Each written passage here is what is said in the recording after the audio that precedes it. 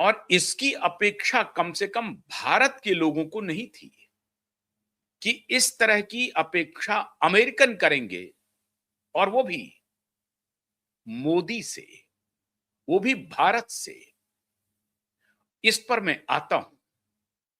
पहले ये बात बताता हूं कि ट्रंप का जो स्टॉक है, उनके लिहाज से, उनके जो समर्थक है, उनकी निगाह में तो ट्रंप का स्टॉक बढ़ रहा है। लेकिन अमेरिकन साइकियाट्रिस्ट क्या कह रहे हैं?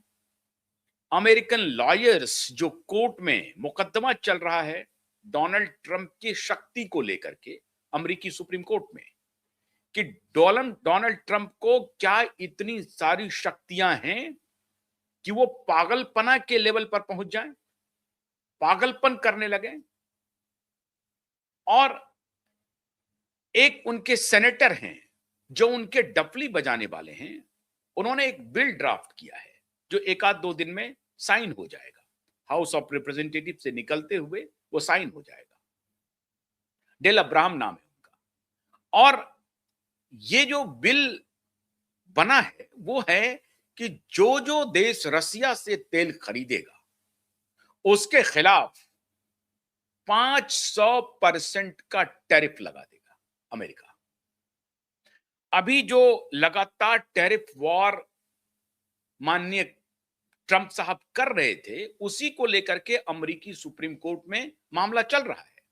इनके पावर को चैलेंज किया गया है कि ये जो इरेटिक बिहेवियर है इनका, इस बिहेवियर ये बिहेवियर अमेरिका को डुबा देगा। और जिस तरह से वो अपने तमाम दुनिया के देशों के साथ व्यवहार कर रहे हैं, जो उनके व्यापारिक पार्टनर हैं, उनसे व्यापारिक रिश्ता है और मजबूत रिश्ता है, उनके खिलाफ जो ये एक प्रकार से युद्ध छिड़े हुए हैं, टैरिफ वॉर छिड़े हुए हैं, इससे अमेरिका का नुकसान होगा। और बड़े बड़े टेक जायंट्स अब परेशान होने लगे हैं। तो ऑलरेडी अमेरिकी सुप्रीम कोर्ट में डोनाल्ड ट्रंप के पावर को लेकर के चर्चाएं चल रही हैं, वो बहस चल रही है। इस बीच डोनाल्ड ट्रंप ने कुछ और पागलपन वाला काम कर दिया है। एक तो ये बिल ड्राफ्ट कर रहा है कि जो रसिया से तेल खरीदेगा उसके खिलाफ 500% का टैरिफ लगा देंगे, और सीधे सीधे वो भारत को धमकी दे रहा है। सीधी धमकी है भारत को मोटे तौर पर, क्योंकि बाकी को तो वो एक प्रकार से दबा दिया है, जो भी वो कहता है वो कर लेता है। भारत ही है जो उनको थोड़ा बहुत चुनौती देता है, दबी जुबान में, या चुप रहता है या उनकी बात को इग्नोर करता है। तो भारत के खिलाफ समझिए कि उन्होंने बिगुल फूंक दिया और कहा कि हम 500% का टैरिफ लगाएंगे, जबकि भारत ने रसिया से ऑलमोस्ट तेल खरीदना बंद ही कर दिया है। जनवरी में तो वो बिल्कुल नहीं खरीद रहा है। भारत की जो एक प्राइवेट कंपनी है जो अब तक खरीद रही थी, उन्होंने अपना नोटिफिकेशन भी कर दिया कि मैं जनवरी में मैं रसिया से कोई तेल खरीदने नहीं जा रहा हूं। लेकिन अमेरिकी राष्ट्रपति ये मानने को तैयार नहीं है, और उनमें एक पर्सनैलिटी डिसऑर्डर पनप गया है। ये मैं नहीं कह रहा हूं, अमेरिका के बड़े साइकियाट्रिस्ट कहां कह रहे हैं आकर के? पब्लिक फोरम पे कह रहे हैं। कौन सा पब्लिक फोरम है? वन ऑफ द बेस्ट जो टॉप पब्लिक फोरम है, टाइम रेडियो।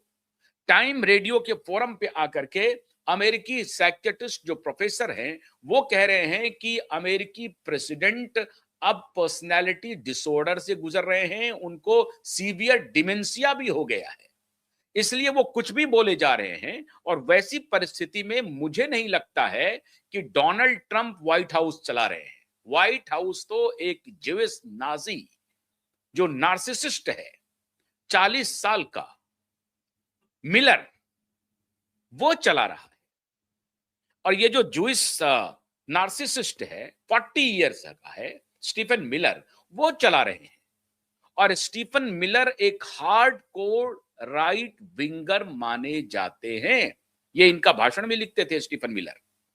तो स्टीफन मिलर को लेकर के वो साइकियाट्रिस्ट कह रहे हैं कि डोनाल्ड ट्रंप नहीं चला रहे हैं व्हाइट हाउस को, डोनाल्ड ट्रंप नहीं चला रहे हैं सरकार को, रादर व्हाइट हाउस को जो कुछ भी एडवाइस करा, वैसे भी ये पॉलिटिकल एडवाइजर हैं स्टीफन मिलर, तो स्टीफन मिलर ही चला रहा है। और ये जितनी पागलपना वाला बयान है वो आ रहा है, पागलपना वाला बयान तो अब और उनका आ गया। उन्होंने कहा कि हम क्यूबा पर भी हमला करेंगे, कोलंबिया पर भी हमला करेंगे, डेनमार्क और ग्रीनलैंड के बारे में तो अजीब बात कह दी उन्होंने। डेनमार्क और ग्रीनलैंड के बारे में कह दिया कि ग्रीनलैंड की आबादी 57,000 है, मात्र 57,000। अब जो ये 57,000 या 57 लाख है, मेरे ख्याल से 57,000 ही है, तो वो कैलकुलेट कर रहे हैं कि हर नागरिक को $10,000 से लेकर के $1,00,000 दे दिया जाए और कहा कि आप अमेरिका के पक्ष में खड़े हो जाओ। तुम्हें पैसे चाहिए ना, मैं दे रहा हूं ना। तुम्हें डॉलर चाहिए, मैं दे रहा हूं। $10,000 से $1,00,000 तक देने का है, और उस पर बहस हो रही है कि $5 बिलियन खर्चा होगा, कि कितना मिलियन डॉलर होगा, कि बिलियन डॉलर होगा। इसका कैलकुलेशन चल रहा है कि 10,000 दिया जाए, 12,000 दिया जाए, या 20,000 दिया जाए, या $1,00,000 दिया जाए।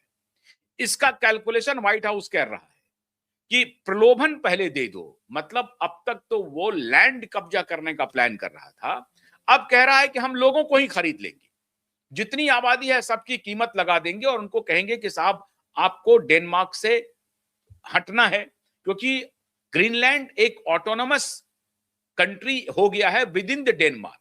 लेकिन जैसे कि फॉरेन पॉलिसी, रक्षा, इस सब का जिम्मेदारी डेनमार्क के पास है। ग्रीनलैंड के अभी जो सर्वे हुआ है, उस सर्वे के हिसाब से ग्रीनलैंड आजादी तो डेनमार्क से चाहता है, लेकिन अमेरिका में मिलना नहीं चाहता है। वो एक स्वतंत्र ऑटोनोमस एक कंट्री, छोटा ही सही, लेकिन ऑटोनॉमी के साथ जीना चाहता है, भले ही वो डेनमार्क से अलग हो जाए। और इसी का फायदा डोनाल्ड ट्रंप उठाना चाह रहे हैं। वो यही सोच रहे हैं कि वहां लोग बगावत कर रहे हैं डेनमार्क के खिलाफ, तो हम उनको और हवा दे दें, बल्कि और प्रलोभन दे दें कि ये लो डॉलर और आ जाओ। एक एक आदमी की कॉस्टिंग की जा रही है कि कितने में वो बिक सकता है। हद हो गई। आज तक ऐसा ऑफर किसी ने नहीं दिया था जो डोनाल्ड ट्रंप और उनका एडमिनिस्ट्रेशन दे रहा है। डेल अब्राहम करवा रहे हैं या स्टीफन मिलर करवा रहे हैं। ये कह रहे हैं कि हम सीधा डॉलर देंगे और ग्रीनलैंड के लोगों को खरीद लेंगे, वो हमारे पक्ष में आ जाएंगे। ऐसा ऑफर आज तक किसी ने नहीं दिया था, लेकिन डोनाल्ड ट्रंप देने के लिए तैयार हो गए हैं। कोलंबिया पर, क्यूबा पर, मैक्सिको पर हमले की धमकी दे दी। डोनाल्ड ट्रंप कह रहे हैं कि मैक्सिकन्स जो हैं वो सबसे ज्यादा ड्रग का धंधा कर रहा है, और ये जहां कहीं भी जाता है वहां ड्रग, कोकेन, इस सब का ये पूरा नैरेटिव तैयार करता है। ये जो जेडी वेंस हैं उपराष्ट्रपति, ये कैमरे पर आकर के कह रहे हैं कि ग्रीनलैंड हमारे लिए खतरा हो सकता है। क्यों साहब? क्योंकि रसिया और चाइना का युद्ध युद्ध पोर्ट जो है, वेसल्स जो है, वहां हमेशा आ सकता है और वो अपना अड्डा बना सकता है। कल का एक और डेवलपमेंट है, दोनों खबरें आ रही हैं। एक खबर ये आ रही है कि रशियन फ्लैग वाला एक टैंकर था, जिसको ऑयल टैंकर कहा जाता है, उसमें कहा जा रहा है कि जो 26 क्रू मेंबर्स हैं उसमें 3 भारतीय भी हैं। उसको अमेरिकन आर्मी ने कब्जा कर लिया, उसको गिरफ्तार कर लिया है। ऑयल टैंकर को, जो रशियन टैंकर है, उसको गिरफ्तार कर लिया है। लेकिन इधर एक और खबर है कि एक आर्कटिक वेसल वो होता है जो कि आइस जहां पे है, जिस समुद्री इलाके में जहां आइस है, आइस के बर्फ हैं, उसको चीरते हुए वो वेसल्स निकल सकता है। उसको आर्कटिक जनरली आर्कटिक वेसल्स कहते हैं, क्योंकि आर्कटिक का जो इलाका है उसमें पूरा ये जो स्नो देख रहे हैं, ये जो बर्फ की चादर है, उस पर से भी निकल सकता है वो शिप। तो वो जो आर्कटिक वेसल है, उसको कह रहा है कि लगभग $3 बिलियन का उसमें कुछ माल लदा हुआ था, तेल था या अन्य चीजें थी, उसको रसिया ने कब्जा कर लिया है। अब ये दोनों खबरें आ रही हैं, लेकिन अधिकतर खबर वही ट्रेंड कर रहा है कि रशियन ऑयल टैंकर को अमेरिका ने कल सीज कर लिया, जिसमें 3 भारतीय भी हैं क्रू मेंबर्स में, रशियन ऑयल टैंकर पे। और एक खबर यह आ रही है कि रसिया ने तकरीबन $3 बिलियन का आर्कटिक वेसल्स, जो अमेरिकन आर्कटिक वेसल्स है, उसको रसिया ने सीज कर लिया। अब सच्चाई क्या है कहना मुश्किल है। इंफॉर्मेशन का वॉर चल रहा है और कंट्रोल्ड इंफॉर्मेशन है। जो अमेरिकी मीडिया है, जो अमेरिकी भोपू मीडिया है, वो ये बता रही है कि रसिया के ऑयल टैंकर को अमेरिका ने सीज कर लिया। और इधर जो रशियन मीडिया है उसके तरफ से जो खबरें आ रही हैं कि नहीं, और ये रशियन नहीं है बल्कि द उल्फ करके एक यूट्यूब चैनल है, उसके ऊपर इसको ब्रेक किया गया है कि $3 बिलियन के करीब आर्कटिक वेसल्स को रसिया ने कब्जा कर लिया है। इस बीच में मित्रों एक खबर आई, अभी मैं आ रहा हूं कि कौन मोदी की तरफ देख रहा है और क्यों देख रहा है।